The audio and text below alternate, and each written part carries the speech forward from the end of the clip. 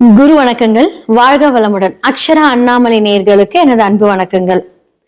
நான் உங்கள் டிஎன்ஏ பிரசன்னம் மற்றும் வேத ஜோதிடர் சுப்ரஜா சுரேஷ்குமார்.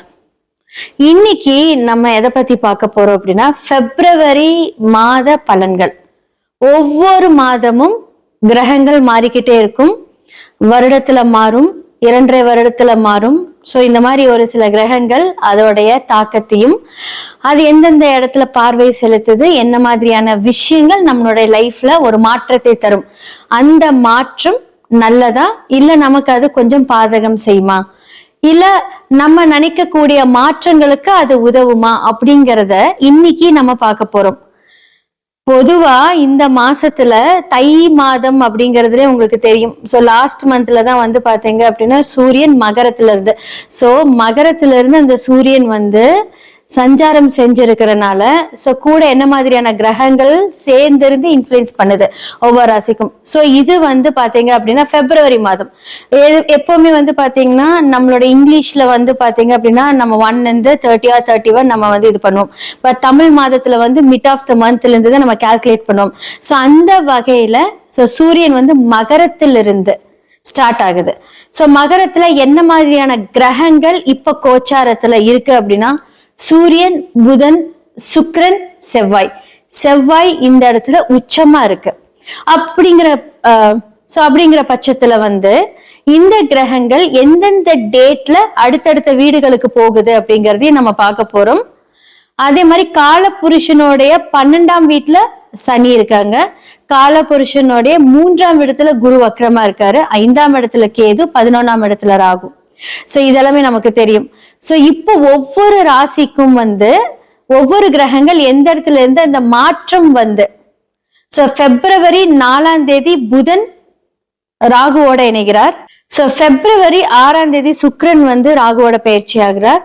அடுத்ததா வந்து பிப்ரவரி 12க்கு மேல சூரியன் ராகுவோட இணைகிறார். பிப்ரவரி 24க்கு மேல செவ்வாய் ராகு. சோ மகரத்துல இருந்து கும்பத்துக்கு இவங்க எல்லாம் வந்து திரும்பவும் ராகுவோட இணைகிறாங்க.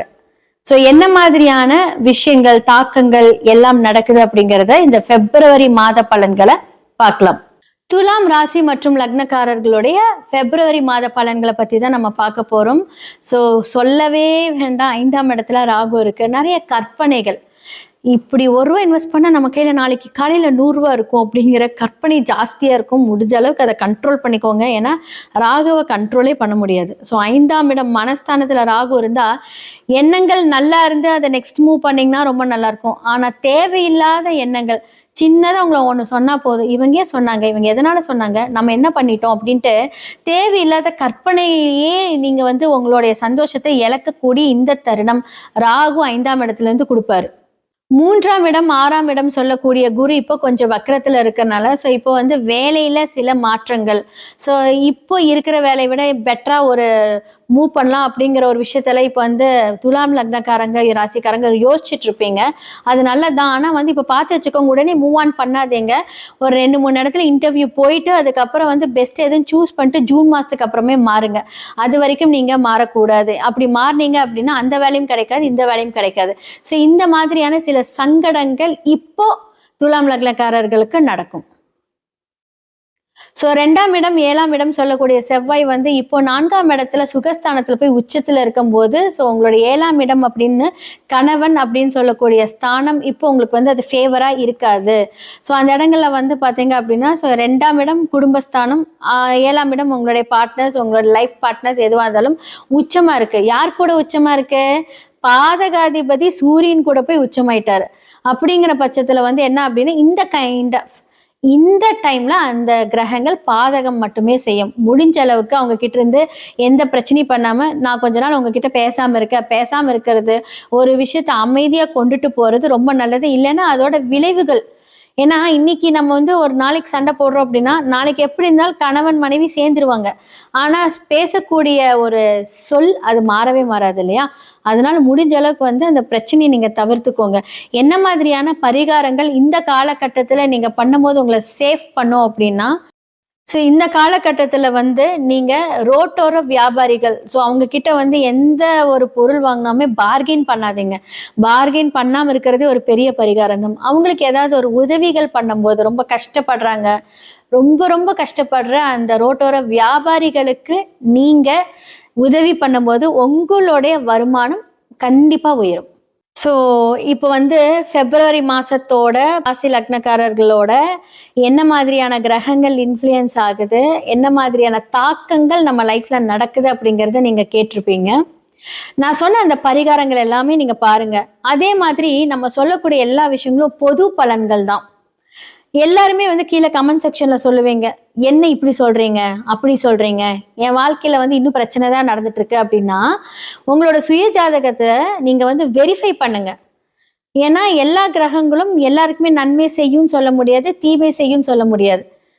நான் டிஎன்ஏ ஆஸ்ட்ராலஜர் அப்படிங்கறதுனால நல்ல கிரகங்களை வந்து நல்லா அலசி ஆராய்ந்து இந்த தசா புக்தியில் உங்களுக்கு யார் உங்களுக்கு ஃபேவரா பண்றாங்க, எந்த ஒரு கிரகத்தை ஆக்டிவேட் பண்ணணும், எந்த ஒரு கிரகத்தை டீஆக்டிவேட் பண்ணணும், என்ன மாதிரியான சில ஒரு சூட்சம பரிகாரம் தான். நீங்க வந்து இதை செலவு பண்ணுங்க, அதை செலவு பண்ணுங்க, இன்னைக்கு வரைக்கும் என் கிளைண்ட்டுக்கு நான் சொன்னதே கிடையாது.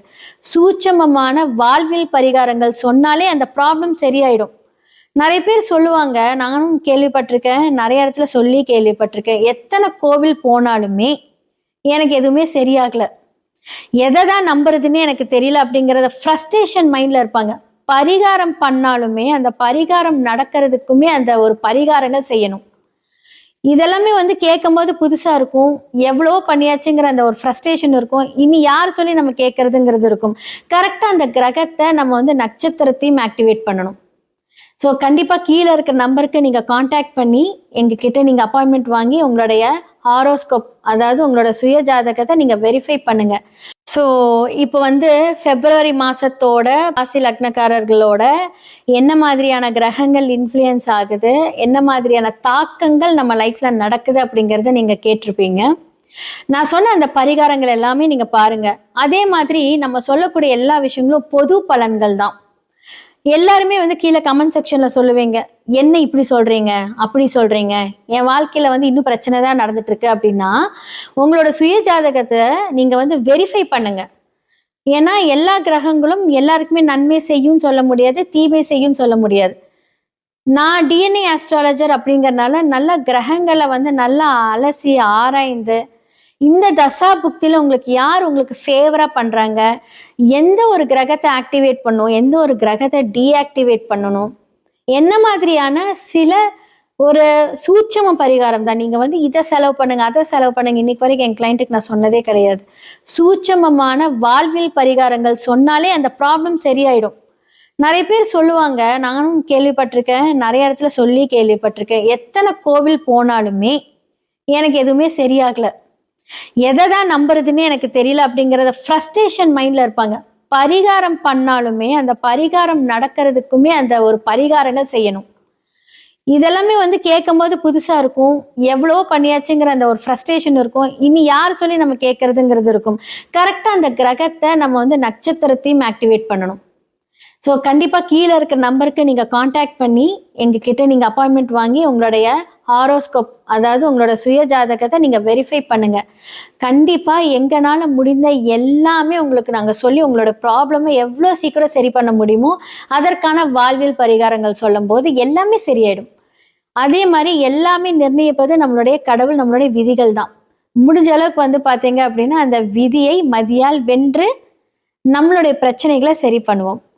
ஸோ இந்த மாதிரி எல்லாம் பரிகாரங்கள் பண்ணுங்க, எல்லாத்துக்குமே நான் சொல்லியிருக்கேன், இதெல்லாம் நீங்கள் ஃபாலோ பண்ணுங்க.